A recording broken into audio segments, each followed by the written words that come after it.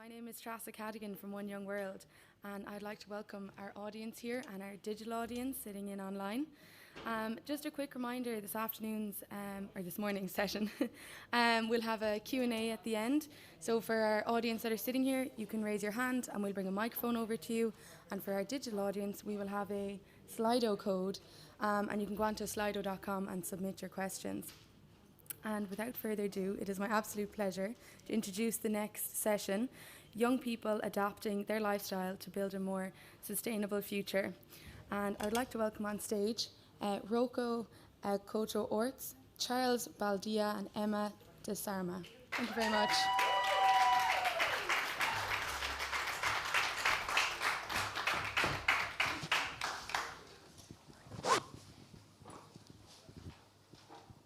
Hello.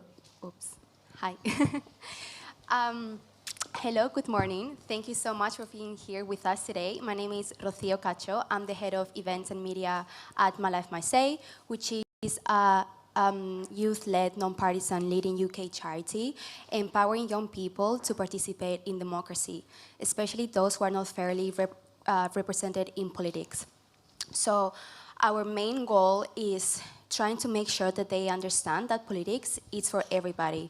It doesn't matter like your background, where you come from. Like politics is not for older people, because today decisions are being made that like really affect us, and we need to understand the power of our voice and the power of our words.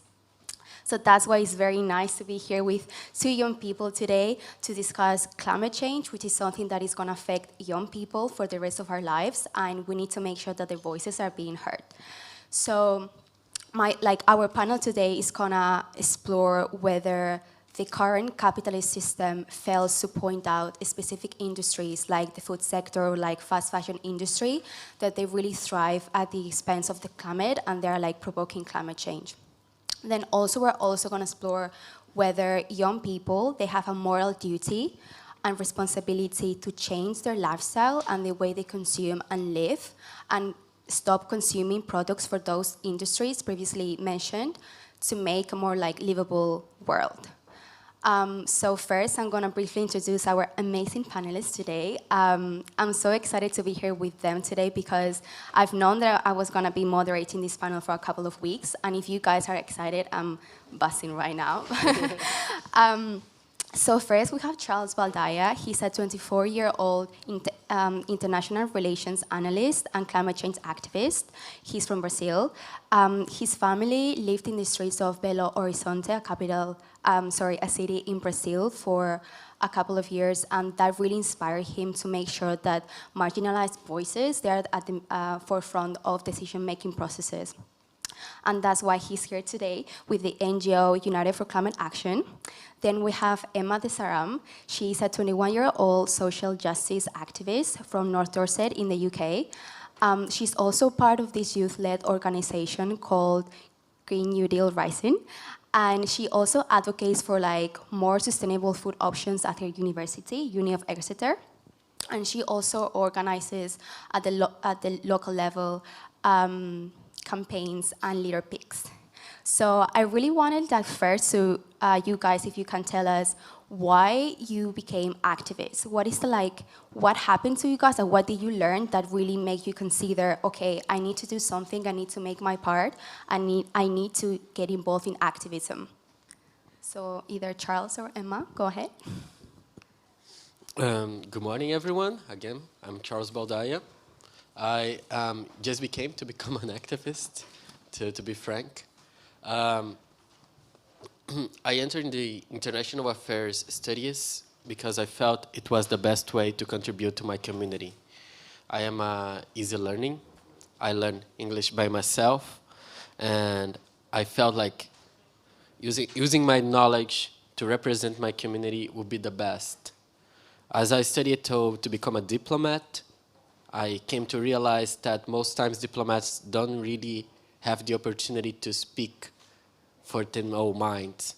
And that's why I became an activist, so I could speak and defend what I think is right, and be sure that the point of view of my family and my friends are heard in decision-making spaces. So, I mean, my journey into activism, like I guess a lot of people's, is very multifaceted. But a couple of things happened to me. So I went through a period of being quite like mentally unwell, and I was kind of told like once you got better, the world was a great place, and you could experience new things. Then I came out and I got better, and I realized the world isn't a great place. So it kind of like spurred me on to make sure that people didn't have to experience kind of what I went through. And I've also like growing up in like a relatively like deprived area and just kind of noticing how people's like personal injustices linked to a wider system, and then finding out more and reading about climate change, it kind of like all interlinked and made me just want to advocate for global and local social justice. Lovely. And what do you guys think about this? Because I've been hearing a lot if that, you know, like capitalism, we cannot save the planet if we still have that current system in place. But other people see and say that it's feasible. We can still live and consume the way we do if we have the system in place. What do you guys think? Do you agree or disagree? I think that the way that the distribution system is placed right now is just unsustainable. We are producing enough food for everyone, but it is just being wasted away for monetary resource, for monetary reasons. And having hunger and having nothing to eat and literally working for people that throw food away, I can't describe the feeling of it. I can't describe how angry it makes you feel, you know? And it is very sad to think that you can't really think of, you feel like you don't have the power to change this because it's such a big structure. And I agreed with you. I think that it can't be social justice with this way in which we distribute the resources right now. Yeah, definitely. I mean, the capitalist system based on like perpetual growth. I mean, I studied economics, and the only graphs we ever learnt about were these ones. Where does that stop? Like, we can't keep going, but yet we've got this growth that doesn't take into account well-being, like unequal distribution. We cannot be continually growing, because where does that stop? And capitalism doesn't take into account like feeling. It just takes into account profit as a measure of success. Like this morning, the UK's GDP growth figures came out, and it's like, what does that mean anymore? Like, that means nothing. In a world where people are starving and people don't have a home, why is GDP a success? We can't put, like, that doesn't account for well-being, happiness, emotions. And at the end of the day, as much as we can be talking about climate change, we also need to be talking about how people are feeling. And capitalism doesn't allow for that because it's just constantly about profit. I certainly agree with you. And then sometimes, you know, like, especially young people, I feel like there is a pattern in which we see, you know, like, young people and youth climate change activists that they really want world leaders to address that, and, like, don't be afraid of saying, maybe the current system is not working, maybe we could change something to make the world more livable. But then world leaders and then older people, they think, okay, we need to tackle climate change, but, like, do not even mention that the system is not working. Like, do not even say that capitalism, you know, it shouldn't be the answer, because that's very radical. So it makes you think, well, then how can we move forward? Because, you know, like, I feel like at COP, I don't know if you guys agree, well, you've been here for like so many days, that it feels like there are like two groups. One group of like young people who really want to address that, and then the ones making decisions, they really don't think about that, which leads to the, like, my next question.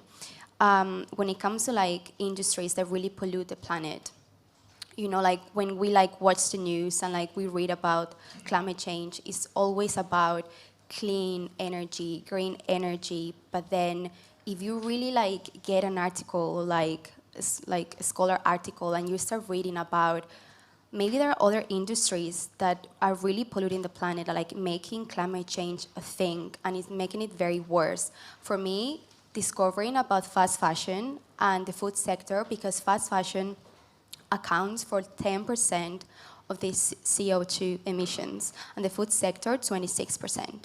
So why do you think that only world leaders, they're not acknowledging that, they're not addressing that? Because some people, when they don't really, like they're not very knowledgeable about the subject of climate change, they think that just turning, like switching our energy to green and sustainable energy, that's the answer and that should be it. And there are other things that they don't, like we shouldn't change. So why do you think that is? In United for Climate Action, we talk a lot about we being present, we people from marginalized community being present in decision-making spaces and the importance of it. And I think that just talking about going green, it's not leading anywhere. And it's not leading anywhere because we are not part of the decision-making spaces. Even at COP, and this got me very frustrated because I worked very, very hard to get here, and I get to know these two different groups. I don't think it should be this way. Being part of the decision-making, it's not something I need to conquer. It's my right, because the decisions that are being held at COP affects my life. And all the diplomats, at least from Brazil, all the diplomats, all the decision-making, all the ministers, and even the president came from a very healthy family, a very rich family. And people from marginalized communities are not heard. So the discussions is only about deforestation of the Amazon or of the fashion. But for the majority of the Brazilian population, this is not even the biggest problem. We are starving to death. And people think that this is not a problem, but people are not aware of how this is killing us.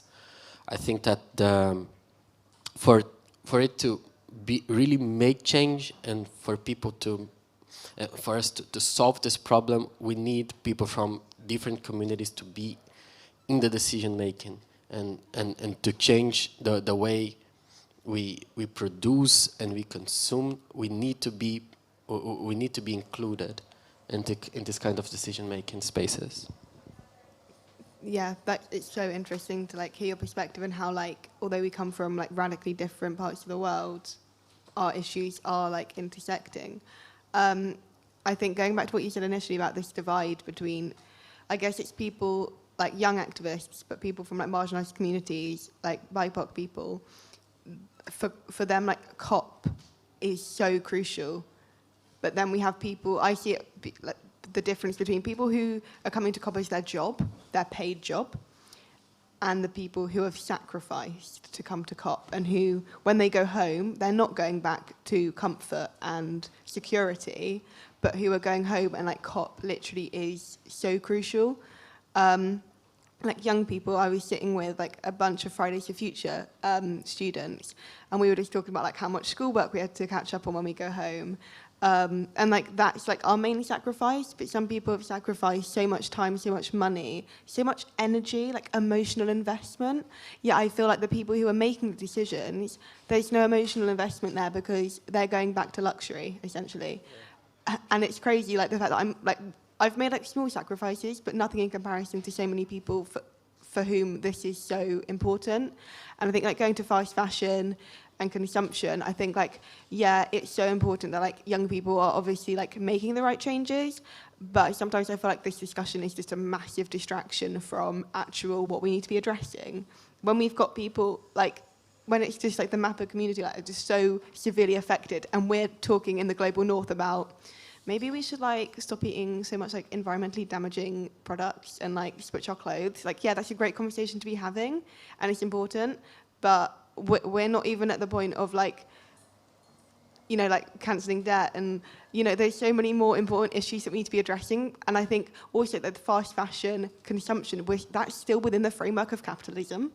Like that's still, we're having like these debates about what should we be consuming rather than let's look at the broader picture, why we've got to this. Because also we can't like just instantly stop consuming fast fashion and like selling like beef burgers and stuff, because we've got to think like who's producing them, and it's all this thing about like a just transition out of these industries. We can't just initially like switch from renewables, to renewables, switch to sustainable fashion, because you've got to think like who's being left behind in that transition. So it's not just like, okay, let's stop doing this. And also it's really dangerous because a lot of companies now are catching onto the climate bandwagon and they're like greenwashing the hell out of stuff. Like I was walking down this morning and McDonald's had like a sign outside saying, we're producing biofuel. And then people are going to go in there thinking like they're more like, you know, and it's fine because we're all like victims of this horrible system. And they're going to be thinking they're making a good decision, but they're not.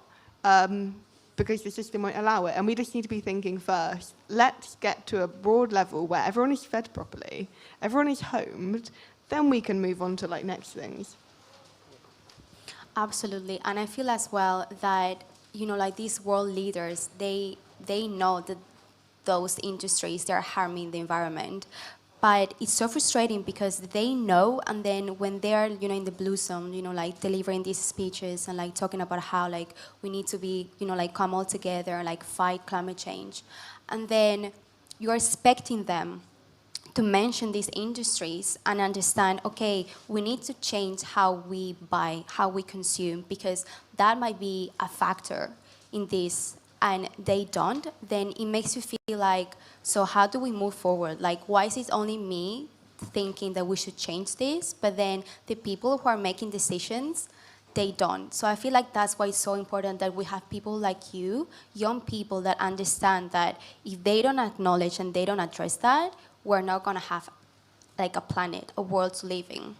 And then also you acknowledge a little bit as well the justice and like climate justice and social justice part of climate change.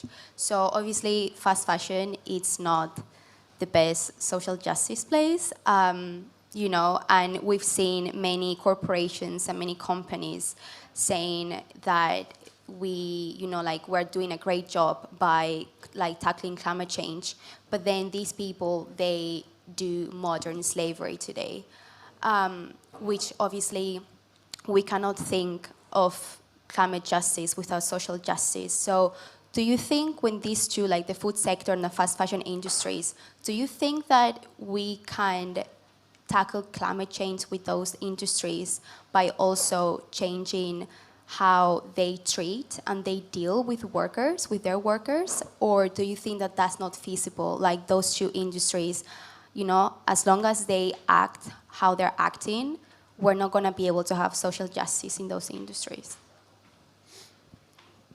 So I thought a lot about this question, and I think that the key factor that need to be addressed is that for these corporations, I'm not a consumer. It's very hard for me to talk about the consuming industry because I'm not a consumer. The fashion and the food industry are not made for me. I am a worker. So they do not treat me like someone who can spend money, but someone that they can exploit, you know. And this needs to be addressed, and this needs to be made very clear, not only to the decision making, but to the environmental activists. You know, that we are not at the same page, we are not in the same boat. You are treated like consumers and you need to find ways to better consume. This is your part. I am seen like a worker. You know, my type of activism, it's different because I'm treated different. My part inside of the system is different. And I saw in in my whole life, because there's a lot of NGOs came into my community. I'm from a Brazilian favela, and they try to help us, which is very great, but they do not include us in the decision-making of how to help us. So they always tackle the wrong issue.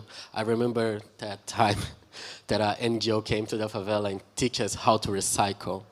and they give us like this different trash cans for us to separate the trash, which was awesome, and we did. But there is not like when the trash man came, they throw it all in the same thing, and nothing happened. You know, if they could talk to us and ask us what it was the problem, we will say to them that we do not have the means to recycle at the first point. And I feel that we are having the same problem with fashion and food making, is that the consumers are taking the lead of this movement and are not talking to us, talking about what are our problems and how can we work together to make this change. And this kind of conversation is very important so we can all be at the same page. Yeah. I think as consumers, especially in the global north and in like wealthy countries, we do have a big responsibility and we have a lot of power, like our purchasing power and calling out companies, like boycotting companies. There was a lot around like Puma, like boycotting around like Palestinian liberation. And I think like as consumers, we vote with our purchasing, and we do have like a lot of responsibility to boycott like damaging companies and call them out and hold them accountable, because at the end of the day, like they will listen to us. But at the same time, I think what you said about like, you know, can we get climate justice within like, you know, with the fast fashion industry, with like the food industry, I think it's the idea that we can solve this, like in the global north I'm specifically talking about, is very like neo-colonial, thinking that like, okay, we've caused these problems, we can solve them. We need to just empower, you know, you're talking about these NGOs coming in and this very like white saviorism kind of thing. And it's not for us, like COP, to go and solve the problem. We got you into this mess and we're not going to get you out of it. We need to be about empowering and providing agency, not charity. Like indigenous, I've learned so much being at the People's Summit and like indigenous solutions, like nature-based solutions and all that kind of stuff. And like indigenous people's communities, especially women, like empowering women, that's where the solutions are. So let's think about redistributing, empowering, and thinking locally. And I think that's what we need to get back to. Like, obviously, I'm not going to turn this into a broader critique of globalization, but we do need to be thinking reducing food miles. Like, I come from like Blandford Forum, and the cafe I work at, he's brought out this new thing, like a traffic light system about how far the food has come. Maybe let's go back to just thinking local solutions, but obviously we need to like get there first. Thinking locally, but providing global justice. Yeah, I think, you know, especially people who didn't link social justice with climate justice, when you really start to know, like, understand the intersection of it, it really makes you think, like, you know, like, how many people out there, they just think that climate change is just changing, you know, like, how many plastic bottles we buy.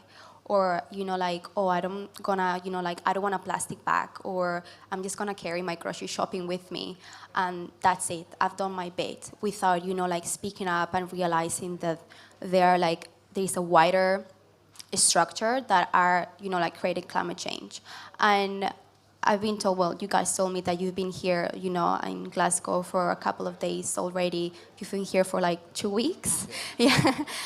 So I wanted to ask, you know, as young people that we are, how do you feel about, you know, like world leaders and like older people saying to us, come on, like, you are changing the world, you know, like, oh, you turned vegetarian, you gave up meat, that's so interesting, like, I wouldn't be able to do that, but you are gonna change the world. Or like, oh, I'm not like consuming fast fashion, like, I'm gonna go to like secondhand store and I'm just gonna buy clothing. Oh, you're so brave, that's great. But then, you know, when you're really trying not to consume from those industries because you think you have a duty. And, you know, it's maybe like the only way that you can contribute to this, you know? Like, if you're not making decisions, you know, like as world leaders, then maybe you're like, okay, maybe I might have to change the way I consume, the way I behave. But then, don't you think that's unfair on us because, you know, sometimes when I'm like, okay, I really love Coca-Cola, by the way, and sometimes I'm like, do I really want to consume from this corporation that are really polluting the world? Sometimes I make an exception. I buy my Coke, and I'm like, okay, I'm just gonna sip it and enjoy this moment.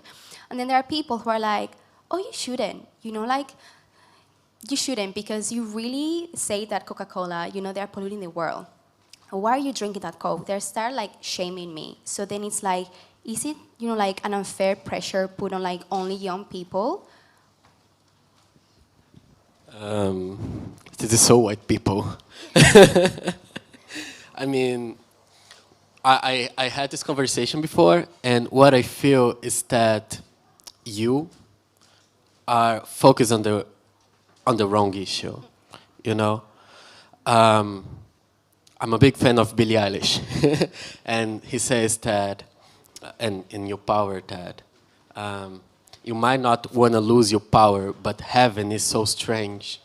You know, heaven, knowing that you are a person that are welfare and you have the power to change things, it's very strange, and you don't want to lose it.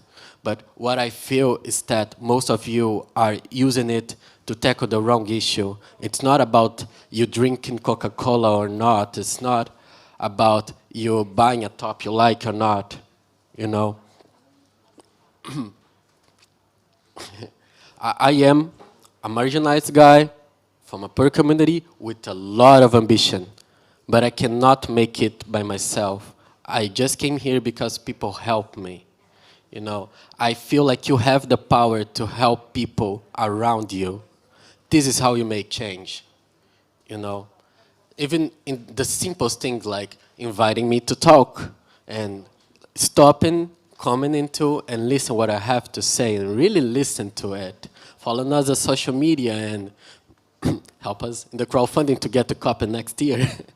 These are meaningful ways to help with the climate change. You talk about the world leaders and our participation at COP, and I feel the same complex inside of COP right now. We were invited to a lot of events. It was given to us like 1 minute to speak, and we stood there. We are included, but not in a meaningful way. You know, we need to be heard. We need we need you to stop and listen to us. And more important of all, we need the opportunities to do so. You spoke about this white savior complex, and I want you to know that I don't need to be saved. I need the opportunity to save myself. I have the strength and the power to do so, but I don't have the opportunity to, and you can help me with that. I think that's the best way to do that.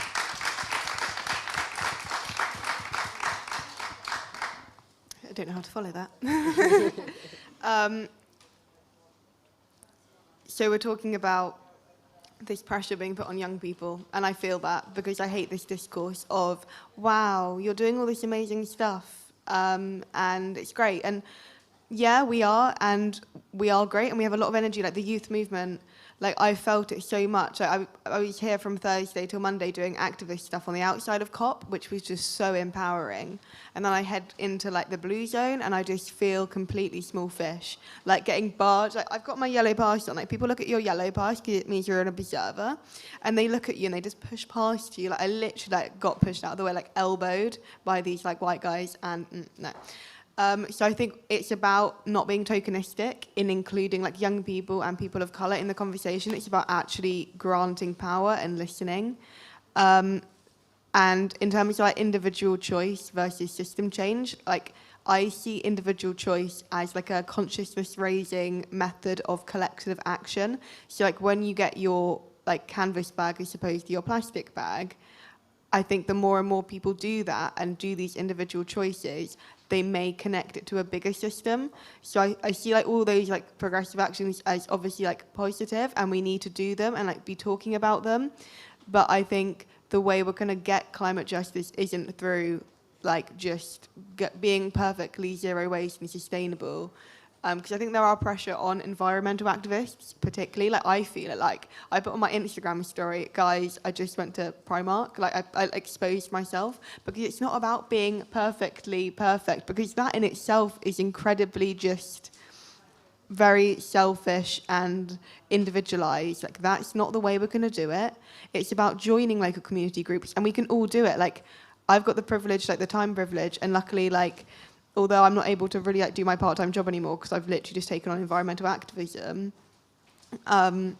it's about just spending that extra time we have and using the privilege and the voice we have. Like, we've probably all got social media, like using it properly, like using it to encourage these conversations and talk about what we're doing, and joining community groups, because we've all got like groups of people in our towns who all are thinking about something, and it's about building that up and using that collective pressure, because at the end of the day, people like together, like we won't be defeated. People united will not be defeated. And it's about finding those local groups and joining them and helping them and having these conversations to enable people and like talk about people of like what people of colour are saying, and to do that collective action. Because as much as we can do these individual things, we've got to think, why are we doing it? Is it for me, or is it because this is going to lead to something bigger? And I think we should all be trying to choose the latter. I agree 100%. I feel like, I think you're a vegetarian as well, or you're vegan? Vegan, yeah. Vegan. So when people say that, or like, oh, you're vegetarian, you're vegan, but then, you know, like maybe one day you need, or you have to like consume like animal products. When they shame you, that's when you feel like, wow, like, have I like made people think like, I'm not making them proud. Am I making myself proud for like, you know, like trying to change everything about myself, how I consume, how I work, what I do. But then when you really need to resource to that stuff, it's like, have I been defeated by, you know, like the system itself? So I feel like, and when they say that, they're not addressing social justice. You know, like not everybody can afford being vegan, or like being vegetarian, or like not consuming beef, or like not going to Primark, as you said, you know. I feel like sometimes, and obviously in the beginning I did that, of like, wow, if I was able to, you know, like quit animal products, everyone can. And it's like a bit of like, wow, so you kind of like, because it's a part of like desperation act of like, if we all change the way we, you know, like we consume and we live, that's it, like climate change is sorted. But then you don't address that not everybody can do that. So I feel like the main point as well would be understanding that the life choices, you know, like the consuming choices that we make, they have, you know, like a meaning, and they are being successful. However, if not everybody do that, it's fine. Everybody's doing their best with everything that they have and they can. So I wanted to ask, because you two, you're very, you know, like you're a climate activist and that's your job. How do you feel, you know, about like the role that young people, that the youth, they have in the climate change movement?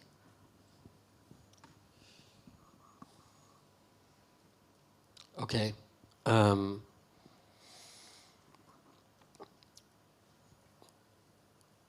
My point of view of the participation of youth in the climate movement have changed a lot in COP26. I worked very hard to be here. For a long time, it was my final destination. It was all I ever wanted. And I had a terrible, terrible experience at COP26 in my first week.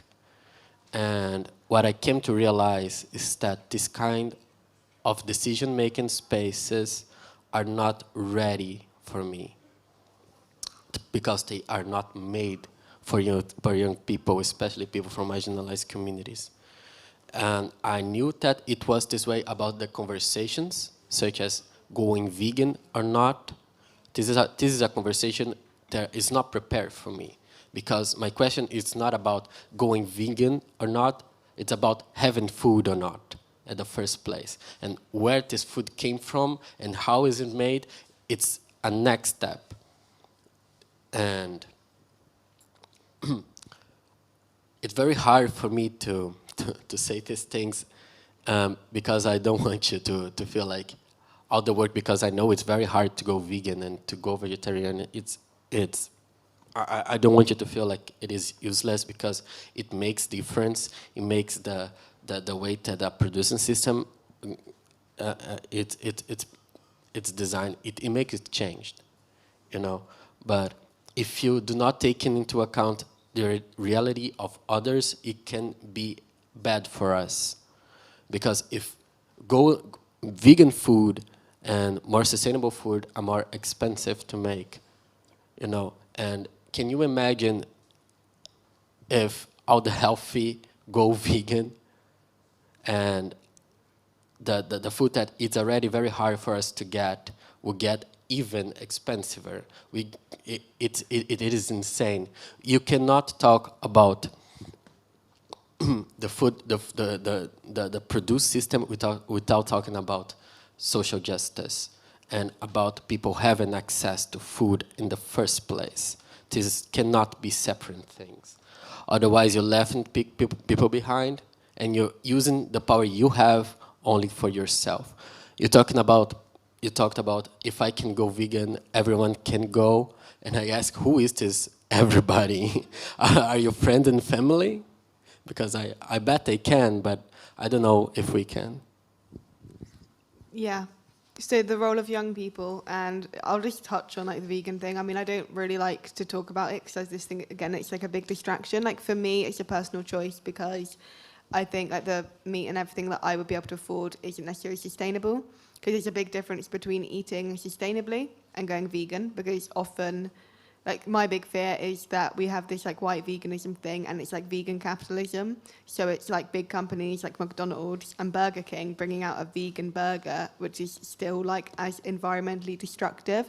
And we can, maybe what will happen is we'll switch, and instead of mass producing like beef, which is like very damaging, we'll start employing people to mass produce tofu and still treat those workers awfully. So like we can, like, just because it's vegan, it doesn't mean it's necessarily sustainable or socially or morally, ethically better. And like when I say I'm vegan, it's not some like, look at me, I'm, you know, because that's just inherently corrupt. Like that's just problematic. I think we need to be switching to sustainable food choices, like treating the people who produce our food properly, and making it local. And the role of young people, I think young people aren't a homogenous group. If we're talking young people where I live, or like the global north, maybe we have like more time privilege, but again, it's not homogenous. Like I've got a bit of privilege and a bit of time privilege, and I'm lucky like to be able to like take the time to come to COP, etc. And all I know is that I've just got to catch up on a bit of work. Like you've sacrificed so much. Like young people aren't a homogenous group, and we need to be advocating where we have the privilege for other young people who are like suffering the worst of climate change, and like social, economic, racial injustices. So again, like when young people are spoken about, we've got to remind ourselves that age isn't the only differential, and we need to have intersectionality within young people. And I think we often talk about intersectionality, and then we also talk about young people in the climate movement, and it's like, well, let's bring those two things together again, because age differential is another, you know, something that divides us, you know? Yeah. So yeah, again, young people, we're not all the same people. We're different. So yeah. Okay, and before we go for the Q&A session, I wanted to last ask you both if you can share with all of us one very happy moment that brought you either like happiness, pride, joy as an activist. It can be, you know, during your lifetime, or maybe since you've been here at COP, or like since you've been involved in activism. Wow. Sorry, it was not in the briefing that I sent you. I hope that's okay. That's okay, that's okay. As I said, I was very disappointed with COP. At the first week, it was very, very hard. And I haven't thought of quitting COP. I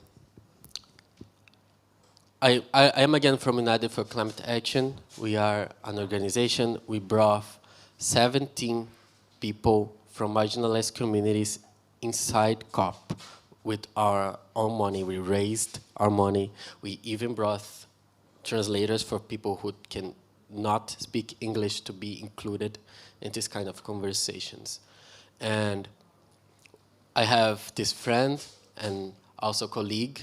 He's from Colombia. His president went to COP and lied about how climate activists are traded into Colombia. And he spoke to me and said how frustrated he was that he did not have the power to say to his face and say to everyone he was lying.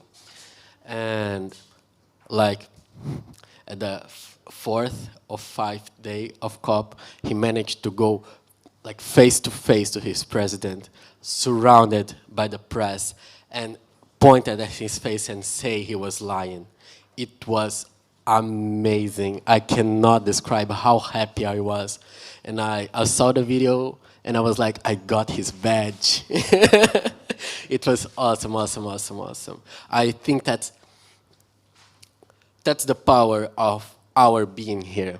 You know, if we do not had him inside of COP26, this leader would just go away with his lie. You know, because we are here, we have the power to say to his face that he's lying, and I think that's very powerful.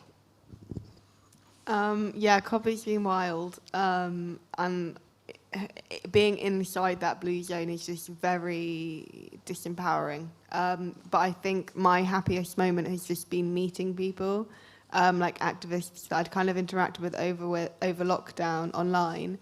And I think the best bit was yesterday we did an action outside the plenary. So it's a bunch of us just shouting, like truth to power.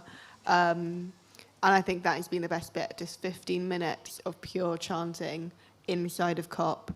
Because, as you say, it's not designed for young people, and we have to be radical because that's the only way we're going to get heard. If we're not shouting, we're not going to get heard. So that felt just... I bet that was powerful, both of those situations. So I'm just gonna ask the audience if anybody has any questions for these two brilliant activists about, you know, like their role in activism. But if not, we are gonna take questions from the people watching us from home. Yeah. Hi. So I'm glad you brought up the whole thing about like kind of there being expectations when you like start labeling yourself as like a climate activist and being like more involved with these problems. And like for example, I'm vegetarian because for dietary reasons I can't have products such as, or I can't have large amount of products such as soy and stuff. But I feel like I literally had a latte earlier and I felt so guilty. I was like, oh my God, I'm not like getting soy milk. And I think I want to be involved, but like one of the most scary aspects of that is just feeling like I'm gonna have to justify myself constantly to other people. And I just wanted to know how you guys like, because I'm sure like you've both faced it, like people kind of being like, oh, like you want to care for the climate, but you're not doing this and this. Like, how do you respond to those sort of like, the people saying those things to you? I just, was wondering. I think that this way of trying to make change and feeling guilty, it's part of the consumption system. You know, you are never guilty about your own values, but how people perceived you. You know, it's you, instead of having a Coca-Cola, having a neutral zero Coca-Cola. I mean, what's the difference? And I know I understand that it's very hard to like be thinking about this way, but I would encourage you to think of other ways to contribute for taking the system to changing the way we consume things.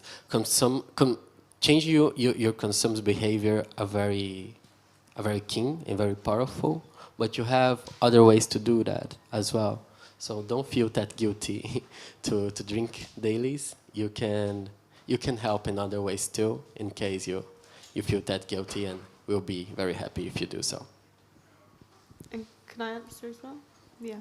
It's great to hear that like you're even thinking about it and like wanting to take action, and like especially for me, like being vegan is something I've had to justify so many times, and I feel like I've just rehearsed the same conversations with family, friends, and other people, and it's like if someone is, you got to think, is this internal? Like, are these things that I'm just making myself feel awful for?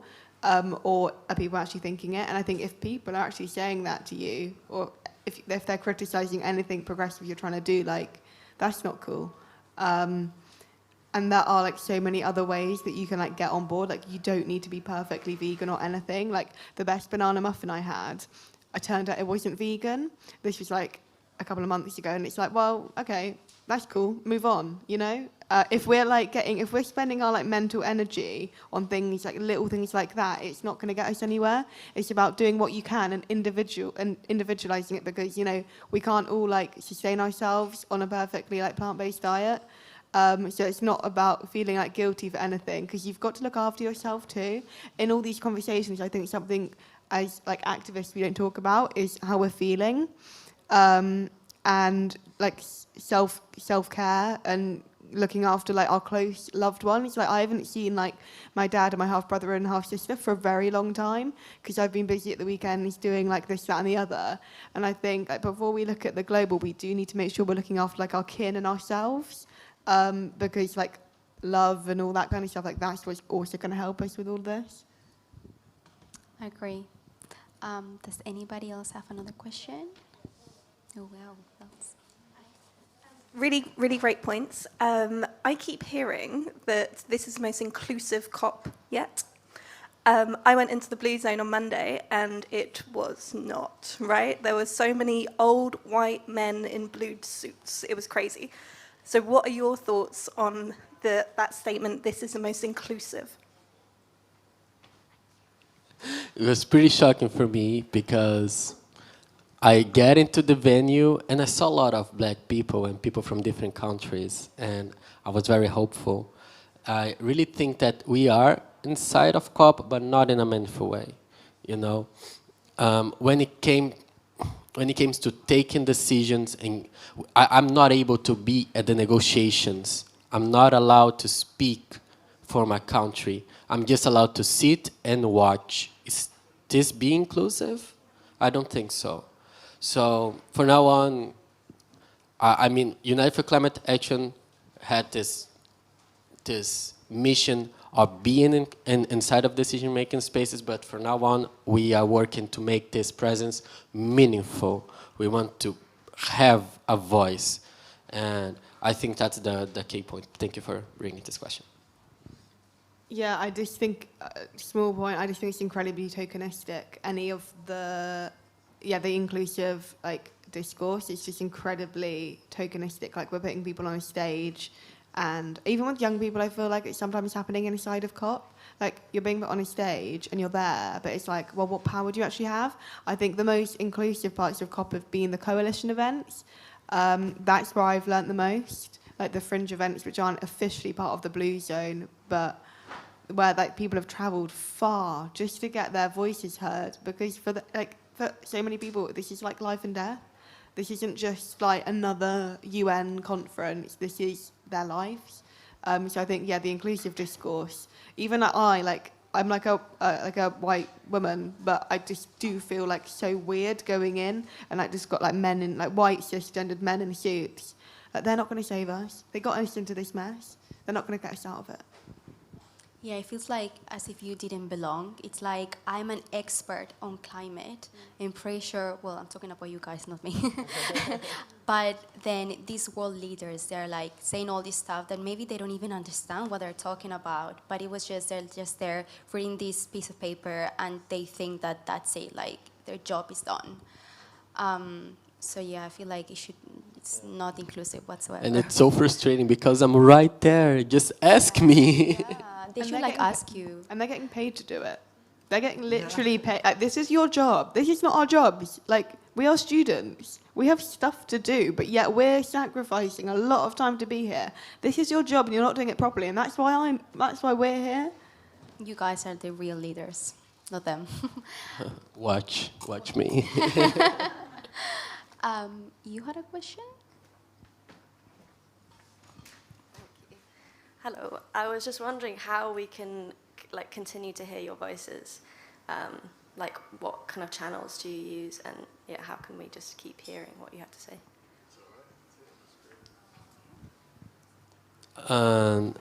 I have social network, Baldaia Charles, every single network, social network you can imagine. I don't know if we can show it later. And of course, United for Climate Action also, I can share with all of you if you want to. Yeah, I'm just Emma DeSerum. Luckily, no one has taken my my handles on Instagram, so it's just Emma DeSerum. And if you want to join, I'll speak to you after. But Green New Deal Rising is a UK-based one, but looking global Green New Deal that is like a people's Green New Deal. Does anybody have any questions? Oh, wow. Right. I think we can take some of the questions we got from our online audience. We have Florian who's asking, you mentioned the lack of engagement from young people. So how do we make sure, what made you decide to become an activist? What was the kind of the moment in your life that you decided, I want to take action? And also at the same time is, how do we make our new, I'm just paraphrasing here. How do we make young people also engaged? I think like social media can be a beautiful thing. I think it's about connecting with other young people in your area or online, on just getting on board with the collective movement. So depending on where you are based, obviously in the UK, I know a lot of like campaign groups, but it's searching out local people who are interested in something you care about. I mean, the moment for me has also been, I've been really influenced by some other friends who like really engaged with activism, because there's this connect between recognizing an issue, how do I take action? And I think it's searching out for something on like the internet can be a beautiful thing, like searching out for it and joining it and just turning up because you will find your tribe and then you can get other people on board. And for me it was, last year we have a lot of talks with leaders from Germany, and we had to talk with a minister. I don't really remember who it was. But I was speaking about how important it was to support people in Brazil and how much we needed her help. And she said to me, I've been in Brazil once, I don't think you need help, because the person I've been at his house has like a helicopter inside of his house. And I was like, do you know that not everyone has a helicopter? This is not reality. And this is the way, this was the moment in which I felt that we are not being really represented in the world. The people who has the duty and the job, who is being paid for representing Brazil, are not my people. They don't know about how it is to be at my place. And we are like a huge majority of Brazil. And then it inspires me to be here and to use my voice to expose our reality to as many people as I can, and to try to make change to my community. That person is shocking, because those are the ones making the decisions. And that's when you realize that this cannot go on like that. So, yeah. I mean, look at our Prime Minister, like flying here, there and everywhere, like to and from COP. Like, you're flying to a climate change conference. Grow up. Just take a train just for this one, so you avoid, the hate and all the comments, but Yeah. they don't. Before COP26, our project was sailing to go to Germany. Just want to say that we just went to sailing from Colombia to Germany, but coronavirus, we had to stop in the middle of the ocean and go back home. But And yeah, it's these sacrifices. Like last weekend, I was at the G20, and like, I know that pretty much all the world leaders flew to Rome. I took the blooming train. It was long, but I made the most of that journey. I read, and hopefully, like maybe if the world leaders spent a bit of time like reading up about climate change and social injustice on a train journey, might help them out a bit. Honestly, yeah, it's like when they're within Europe and they just, I'm just gonna take a 35 minutes flight. It's so frustrating. You're like, am I even considering taking the train that is gonna take 9 hours when you cannot just spare a few hours of your day? Yeah, very disempowering. You have a question? I think that for a lot of people, especially during this COP, and from people that I followed on Instagram and on social media, everybody came into COP with so much hope. Like I know myself, I did. The 2 weeks ago, I only came here a couple of days ago, but when COP started, everybody had so much hope, and I think that this year has been so many people I follow on social media and activists and even politicians have left early, and you yourself said you had a moment that you were saying that you don't want to be at COP anymore because everybody's left so, I don't know, not depressed, but just I feel gutted. I feel like I've lost my hope, and I'm just wondering where you think now that hope lies, that where we can still find it and where we're hopefully going to find action, I think is my big question. Very good question. I think as activists, we need to change the narrative of like, oh, COP was really depressing and it wasn't great because, like, and obviously it wasn't going to like save the world, because if we've got these policymakers, yeah, we've got like a bit of inclusivity, but tokenistic inclusivity. I think this narrative that COP was going to save us is inherently just wrong. And I think as activists, like for me, I'm going to just try and change the narrative because it's all about like the story. Like, this is just part of the story of like how we're going to make a better future. And I think, like, yeah, although, like, maybe like, the policy might be horrendous, I think I've met a lot of people, amazing people and activists, and we've, like, us on the outside, we can just build our movement and, like, bring that hope through the collective action that we've been able to foster throughout this weird journey. Like, although, like, yeah, COP isn't great, it never was going to be great because of the very infrastructure it was functioning within. So I think we need to just build these connections even stronger and get out on the streets, like mobilizing in our communities and hold on to just those friendships. So I'm again from a very poor community in Brazil, from a favela, and I always felt like I did not have the power to change things.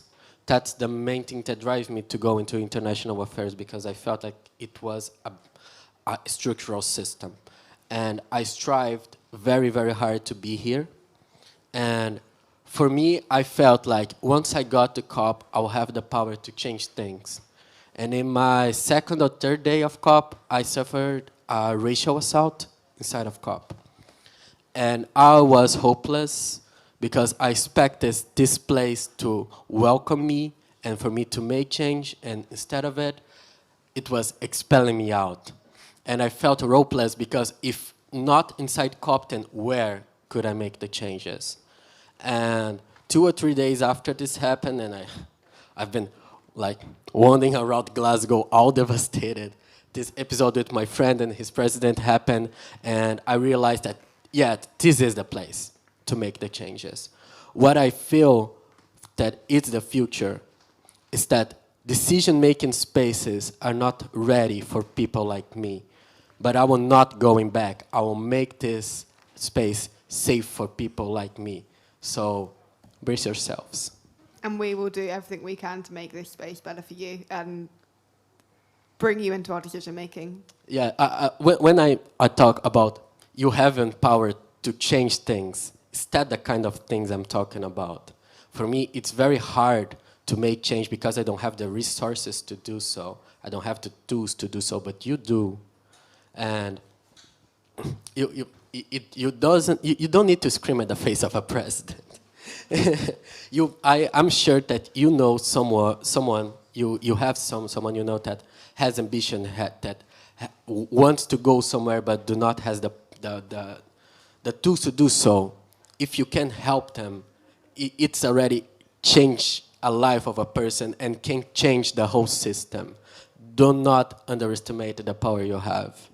I think coming away from this, like some people have asked, like, what can we kind of do? They've alluded to that. I think you all know one person. You can all have one conversation. They'll have a conversation, and together we'll do some bits. We'll do some good stuff. I was going to say, when you were saying, you know, like, how can I change the world? I feel like you have already changed stuff just by being here today, you know, like, you've changed my perception of climate change. You know, like you have added something to my knowledge that I'm gonna keep very close to my heart, both of you. So as Emma said, you know, like it's not about, you know, like waking up one day and overnight everything is perfect. It's more about, I had this beautiful conversation, empowering conversation with someone else yesterday, and I'm pretty sure that person is gonna use what I said and it's gonna create a chain of hope. Yes, and I would like to add that I'm not the clever boy from my community. There's a lot of people that can contribute way more than I can. I just happen to be the one who could learn English by myself and be here speaking to you. There's a lot of people that needs to be included in this kind of decision making. So the fight does not stop here. I really hope that we can make some change together. Of course.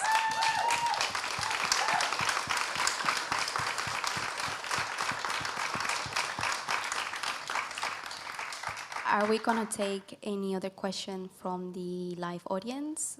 Or, I mean, I'm just asking, or are we, yeah, you have a question? I was just wondering, I found it quite interesting you're saying about capitalism is part of the problem. Do you have any thoughts about how we can move away from capitalism within our society and some alternatives that we could aim for?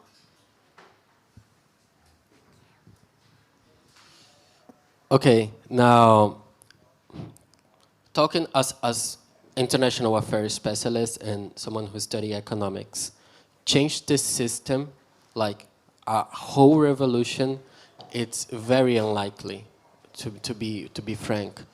My dad said to me a lot about the whole society that you cannot stop the waves, but you can learn how to surf. And I know that the better way would be to change the whole system, but I do not think that this is very feasible. It's just my personal opinion. And you have ways to work inside of capitalism to change stuff, and that's what we are here trying to find ways to change things inside of here. I don't want what are. Yeah, I mean, like, we don't have the solution, but I mean, I'm a history student, I study revolutions, and it's been done before. But I think we can switch to things like a well-being economy, including well-being within our measures of economic success. And I think it's about creating movements which will challenge capitalism and resist it. And just resist the horrible parts of it. And I think slowly we can move to a sustainable donut economics you might have heard of, thinking about how we can reuse resources, treat people properly who are producing those resources, and then eventually we will resist the worst bits of capitalism and hopefully overcome it. Yeah, I feel like it shouldn't be on us. You know, even if we actually had a new alternative and we could go out to the world leaders and say, this is what we should do, would they even listen? Even they use that argument of what is the alternative? Even if I gave you that one, you wouldn't care. But it's, as you guys are doing, your job is spreading the word so many people like us can really understand climate change and the intersectionality and everything behind the system itself, social justice, gender, etc. So, well, thank you so much for being here today with us. I really enjoyed the conversation. Thank you so much, Charles and Emma, for being here today. A big round of applause for them.